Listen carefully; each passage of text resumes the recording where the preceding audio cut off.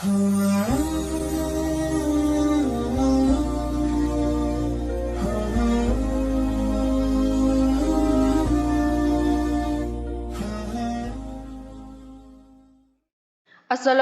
warahmatullahi wabarakatuh. Selamat datang Sobat Muslim di channel Islam Menjawab. Selama masih hidup di dunia ini, kita pasti terlibat dalam masalah. Baik itu masalah kecil yang mudah diselesaikan, bahkan hingga masalah yang sangat sulit diselesaikan.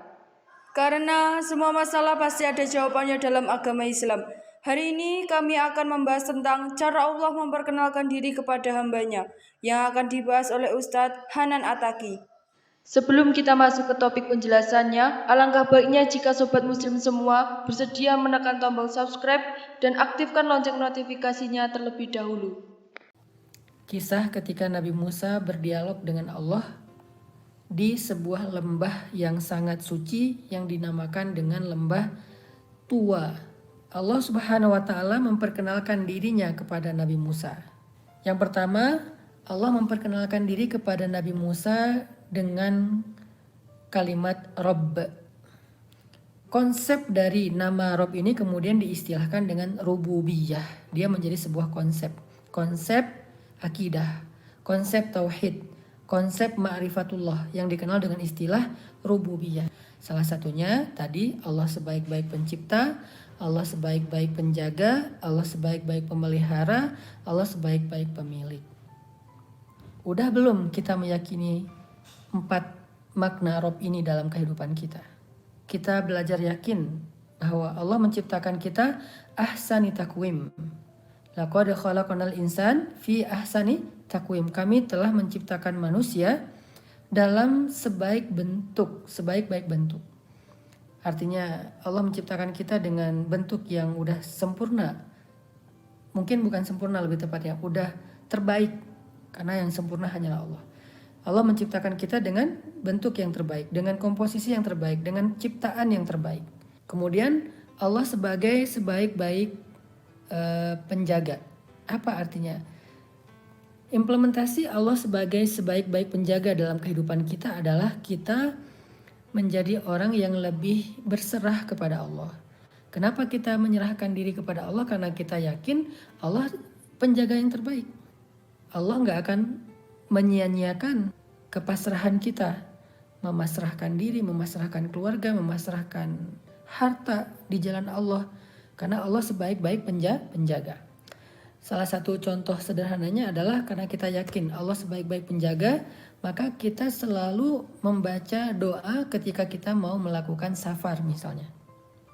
Kayak kita naik kendaraan, kita baca doa safar, bismillah tawakkaltu 'alallah la haula wala quwata illa billah subhanalladzi sakhkhara lana hadza wa ma kunna lahu muqrinin, dan seterusnya.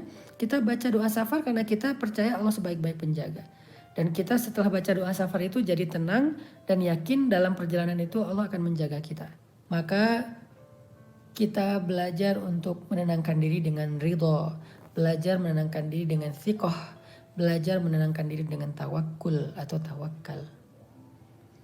Setelah kita bilang hasbiyallah wa ni'mal wakil, hati kita menjadi tenang. Setelah kita bilang la haula wala quwata illa billah, hati kita menjadi tenang. Berarti kita sudah meyakini Allah sebaik-baik penjaga. Artinya kita gak berdaya, kita gak punya usaha yang bisa kita lakukan, kita udah mentok, kita gak tahu lagi ngapain, maka hanya Allah yang mampu melakukan dengan caranya. Hanya Allah yang berkuasa, hanya Allah yang maha kuat, hanya Allah yang perkasa, hanya Allah yang mampu. La haula wala quwata illa billah.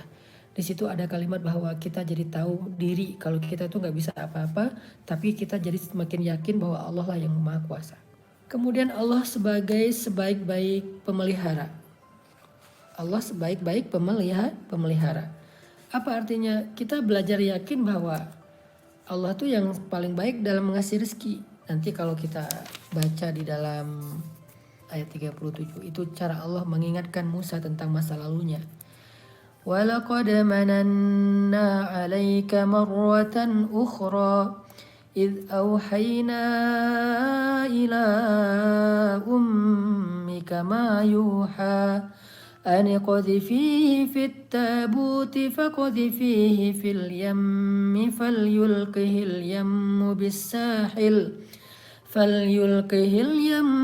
بالساحل يأخذه عدو لي وعدو له وألقيت عليك محبة مني ولتصنع على عيني إذ تمشي أختك فتقول هل أدلكم على من يكفله فرجعناك إلى أمك كي تقر عينها ولا تحزن وقتلت نفسا فنجيناك من الغم وفتناك فتونا فلبثت سنين في أهل مدين ثم جئت على قدري يا موسى. Ini yang tadi saya cerita, gimana cara Allah mengingatkan kembali kepada Musa tentang perjalanan hidup Nabi Musa dari sejak kecil. Allah pengen ngasih tahu siapa yang menyelamatkan kamu dengan cara dihanyutkan ke sungai Nil. Siapa yang menyelamatkan kamu ketika kamu berada di dalam istana musuhmu Fir'aun ketika dia mau membunuhmu saat dia tahu bahwa kamu bayi Bani Israel. Siapa yang menyelamatkan kamu ketika kamu dikejar-kejar oleh tentara Fir'aun gara-gara membunuh laki-laki Kipti. Siapa yang menyelamatkan kamu ketika kamu terkatung-katung di padang pasir? Siapa yang telah menyelamatkan kamu dan memberikan kamu tempat tinggal, keluarga, naungan di Madian? Allah Subhanahu wa Ta'ala. Begitu cara Allah menyuruh Nabi Musa flashback tentang rububiyah, pemeliharaan dan penjagaan Allah dalam kehidupan Nabi Musa. Inilah iman, teman-teman. Belajar iman. Coba ingat-ingat lagi tentang perjalanan hidup kita. Harusnya itu menjadi ayat min ayatillah. Jadi perjalanan hidup kita selama ini dengan berbagai macam ujian dan pertolongannya adalah ayatun min ayatillah. Bukti-bukti di antara sekian banyak bukti bahwa Allah sebaik-baik pemelihara, bahwa Allah sebaik-baik penjaga. Selain membaca Al-Quran, kita juga membaca kehidupan kita sebagai sebuah ayatun min ayatillah, bukti-bukti di antara bukti kebesaran Allah. Makanya Allah mengatakan di dalam ayat 23 itu kata Allah, linuriyaka min ayatinal kubra. Begitulah kami memperlihatkan kepadamu ayat kami yang besar. Ayat yang besar itu bukti. Ayat itu artinya bukti. Jadi ayat-ayat Al-Quran itu adalah bukti-bukti tentang kebenaran Allah, bukti-bukti tentang kebenaran syariah, bukti-bukti tentang kekuasaan Allah, bukti-bukti tentang keagungan Allah. Di situ dijelaskan bukti-buktinya. Coba kita ingat, kalau Allah bukan sebaik-baik pemelihara, bagaimana kita bisa berada di dalam majelis ini? Mungkin kita udah celaka karena dosa-dosa kita di masa lalu. Kalau bukan Allah menolong kita, menyelamatkan kita, menjaga kita, mungkin kita udah berputus asa, ya udah binasa, udah celaka. Kalau bukan karena Allah menyelamatkan kita, mungkin kita udah semakin hancur. Coba kita renungkan kembali tentang diri kita, tentang masa lalu kita. Semua kita pasti punya pengalaman spiritual seperti Nabi Musa. Harusnya pengalaman-pengalaman itu menjadi ayatun min ayatillah. Harusnya pengalaman-pengalaman itulah yang membuat kita semakin mengenal Allah sebagai sebaik-baik pemelihara, sebaik-baik penjaga atau Rabb. Percaya, tetapi kita masih punya Allah. Kalau kita masih punya Allah, la tahzan, kenapa kita harus bersedih? Bukankah Allah sebaik-baik pemelihara dan penjaga? Dan awal dari kebaikan itu adalah Allah menjaga dan menyelamatkan hati kita. Sehingga kita kuat menghadapi masalah. Berserah kepada Allah. Kalau berserah kepada manusia, kita akan kecewa. Berserah kepada harta, kita akan merasa kurang. Berserah kepada makhluk, kita akan merasa sedih, sakit hati. Maka berserahlah kepada Allah yang gak pernah mengecewakan siapapun selama dia berbaik sangka kepadanya. Karena ketika Allah sayang kepada kita, kepada seorang hamba, Allah akan mengutus manusia, malaikat, semesta untuk membantu hamba tersebut. Kita gak pernah tahu kecuali apa yang terlihat. Kadang-kadang ada banyak yang kita nggak lihat, yang kita nggak sadari, tetapi ternyata itu membantu kita. Bisa jadi kita lagi naik motor nih, sebetulnya di depan itu jarak sekilo lagi di jalan ada batu besar, di jalan ada pasir yang tumpah dari truk, sehingga ketika kita lewati jalan itu kita mungkin akan terpeleset sehingga jatuh. Tapi Allah Subhanahu wa Ta'ala telah mendatangkan seseorang yang baik hati melewati jalan itu atau ada di situ, kemudian Allah bujuk hatinya sehingga dengan hati yang baik itu dia pun memindahkan batu dari jalan. Dia pun membersihkan pasir dari jalan. Sehingga dengan itu saat kita lewat kita tidak akan terpeleset. Tapi kan kita nggak ngelihat. Kita nggak tahu ada kejadian itu kan. Kita taunya jalan kita aman-aman aja. Itulah kenapa Allah bekerja dalam misteri. Allah seringkali bekerja dalam gaib. Yu'minuna bil gaib, beriman kepada yang tidak tampak. Kita nggak boleh hanya beriman kepada yang syahadah, yang tampak. Kita juga harus beriman kepada yang gaib, yang tidak tampak, yang Allah rencanakan, yang Allah lakukan.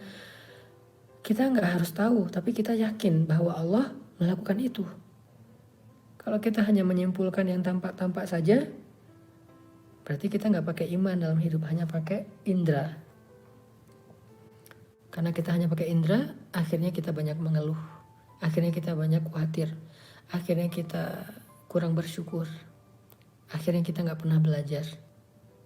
Akhirnya kita nggak tahu cara berpasrah dan berserah kepada Allah. Karena kita cuma pakai indera yang penglihatan. Kalau kita nggak ngelihat, kita nggak percaya. Padahal Allah bekerja dalam diam. Allah bekerja dalam gaib yang tidak terlihat. Allah mengutus orang-orang baik untuk menolong kita, menyelamatkan kita tanpa kita sadari. Maka jadikanlah pengalaman hidup kita, kalau kita berterima kasih kepada seseorang, maka yang lebih utama lagi kita berterima kasih kepada Allah karena orang itu. Kita berterima kasih kepada seseorang karena membantu kita. Tetapi orang itu tidak akan membantu kita kecuali Allah yang membujuk hatinya untuk melakukan itu. Maka kita juga bersyukur kepada Allah karena telah mengutus orang yang baik itu untuk membantu kita. Sampai jumpa di video kami berikutnya dan terima kasih. Wassalamualaikum warahmatullahi wabarakatuh.